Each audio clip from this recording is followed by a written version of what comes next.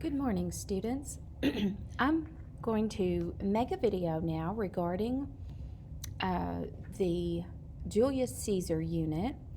This is something that we are just now beginning, so don't stress, you're not completely behind, even though I posted it earlier in the week.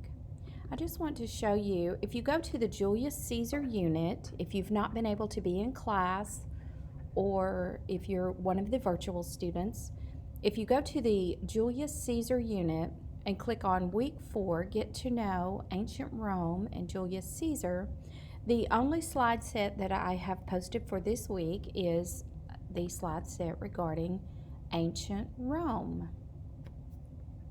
So if you open this up, I just want to show you all that at the bottom, if you look down here, you will see you should, and if you've got this pulled up on your screen, you should be able to see the notes. And my camera may cut off the bottom portion of the notes, but if you've got this pulled up on your computer, when you're going through this, you will see all of my notes at the bottom. And these are the notes that I would like for you to put in your binder under the Lit Notes section. And I want you to just put the bullet points. Don't go in and try to write these whole paragraphs. I've given you several pieces of detailed information, but I want you to have the key points of information. The first thing I want you to focus on is in the binder under the Lit Notes section. You will notice you should have notebook paper there. I'm sorry, I got distracted by someone. You should have a Lit Notes tab, and on the first page, at the very top of the page, I would like for you to label it Julius Caesar, and then underneath that, Julius Caesar by Shakespeare. And then underneath that, we're going to start with our main headings for each of the pieces of topic information that I'm going to give you. The first piece of topic information, and I've got the subheadings for the most part listed, so when you pull this up, you should be able to see it in the notes tabs underneath each of the slides. The first one is Ancient Rome Senate. And the main points that I would like for you to write down are major political body and made up of wealthy men from powerful families. So in the days of ancient Rome, the Senate was the main political body of power. It was also made up of men who were from wealthy and powerful families.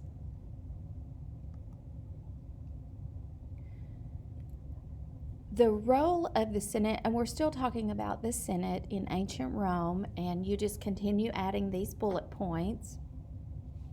But the role of the Senate did change over time. The beginning, when Rome had a king, the Senate was used to advise the king. So you see these bullet points. Senate advised the king. During the Roman Republic, the Senate began to become more powerful. The Senate could only make decrees, not laws. Even though they were becoming more powerful, they could vote and have input, but it ultimately fell to the ruler of Rome about the laws that were being made. But the Senate could make the decrees. Now let me explain to you about a decree, the difference. A law says that you must follow this or there will be consequences so severe as you could be put in jail if you break the laws. A decree was more like, What we have today in place, when our governor here recently with the pandemic has been making strong directives. So our governor has been calling them directives, which is a strong encouragement to comply with the suggestions, the strong suggestions that he's putting in place for our safety. That's what a decree was back in ancient Rome. It was a very, very strong suggestion. The majority of the people in this day, they complied with the decrees. They pretty much just obeyed and followed suit when a decree was made.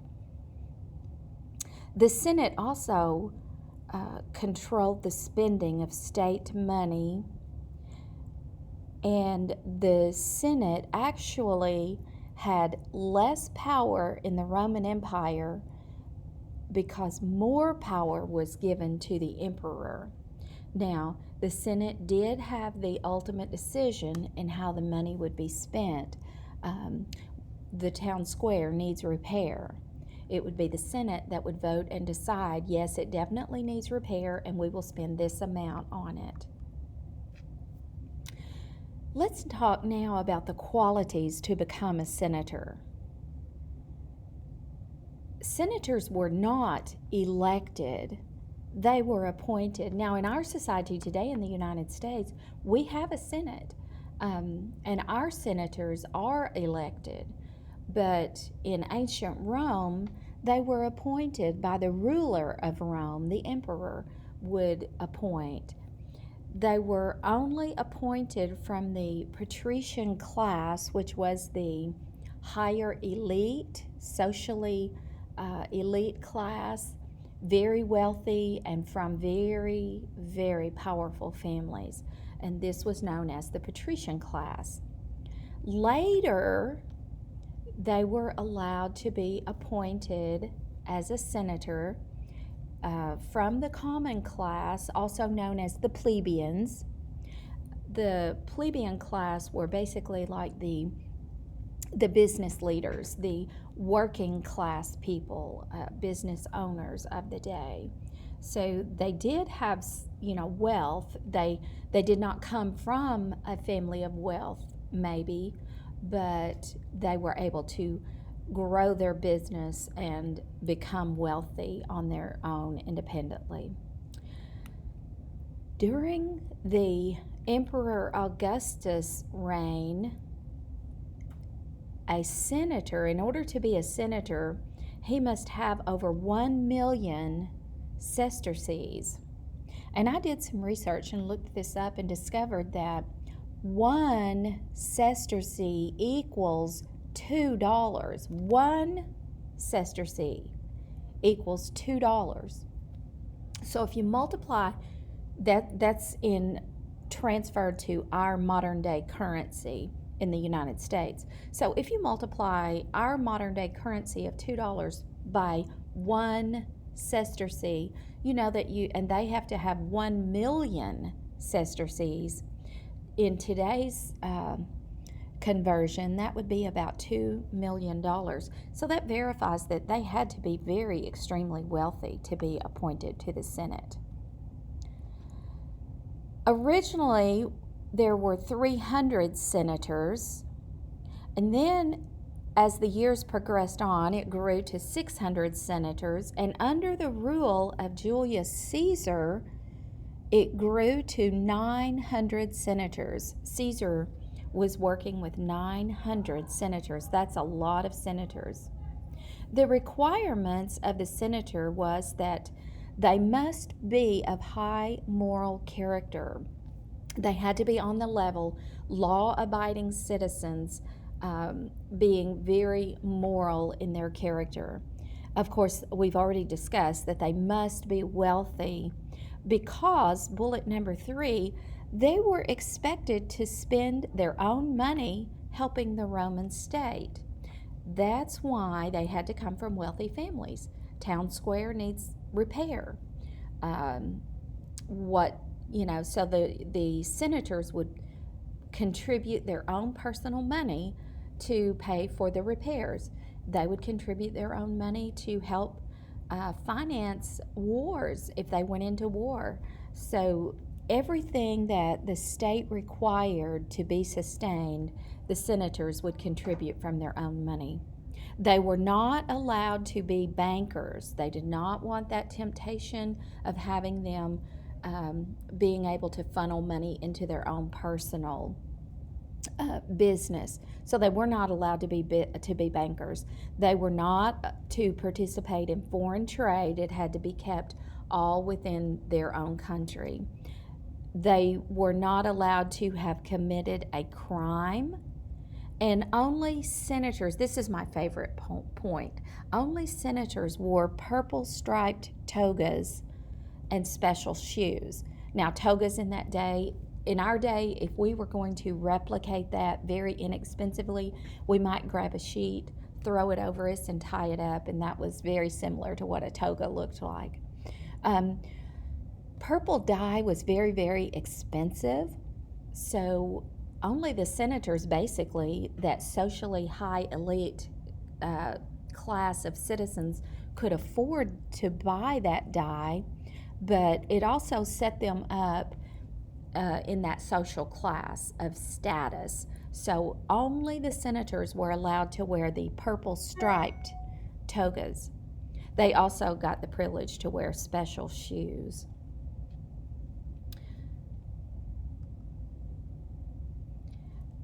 When the senates went into session, they would have debates. So this is your heading here, debates.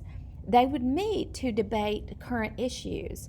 Some of the issues on the table might be we want to exile someone from our country who has appeared to be a traitor, who appears to not be following the laws of our land, who appears to not be loyal to our Senate and to our emperor, our ruler. So they may also debate the issue, we need to go to war with another country.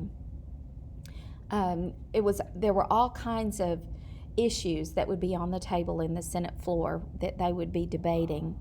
They would then vote after every senator had opportunity to present his viewpoint. Now, they had 900 senators.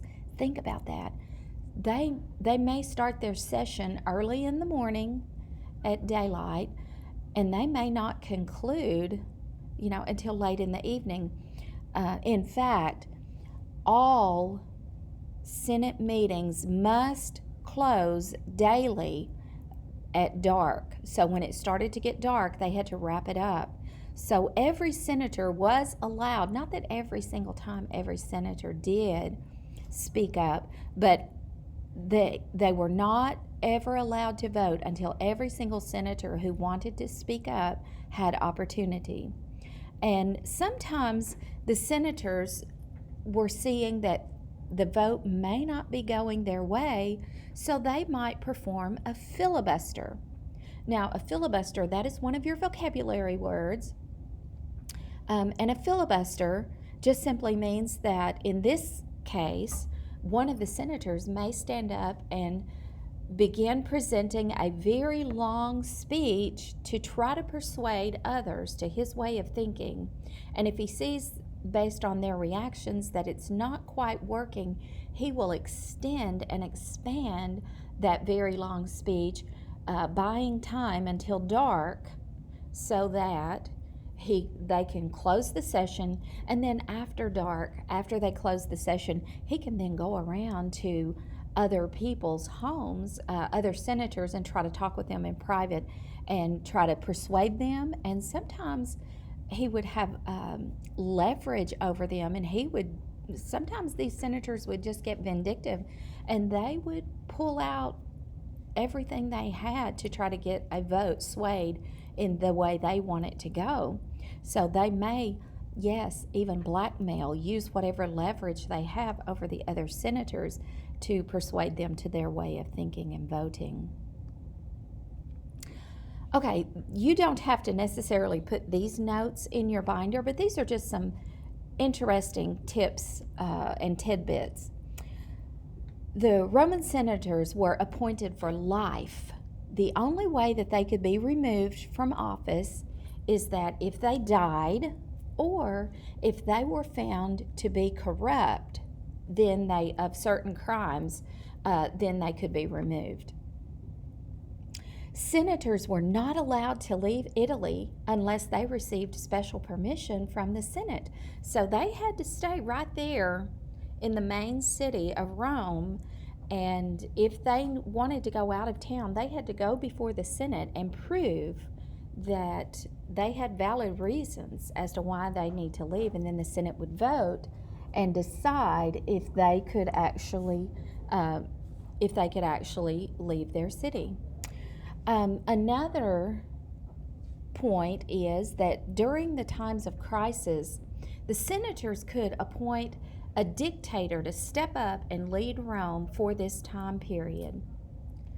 And I've already explained to you about the votes had to be taken at nightfall and the filibuster, so I won't reiterate that. But the building that the senators met in, the Senate building, was called a curia.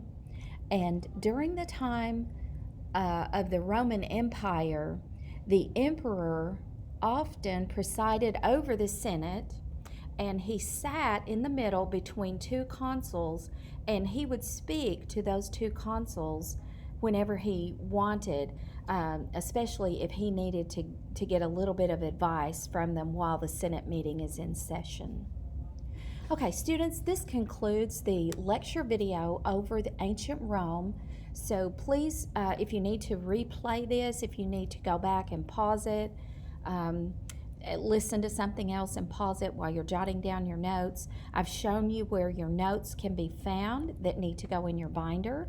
And next week, I will give you another lecture video pertaining to Julius Caesar. Please realize and understand we, at the end of this week, across the board in all of English 10, we are just now beginning to begin working on Julius Caesar. So no one is behind. Next week, on Monday and Tuesday, we will be taking our map test. And then after that, we will resume with our Julius Caesar unit Wednesday through Friday. Okay, I look forward to discussing more of Julius Caesar with you next week. So have a great weekend and enjoy your beginning studies of Julius Caesar.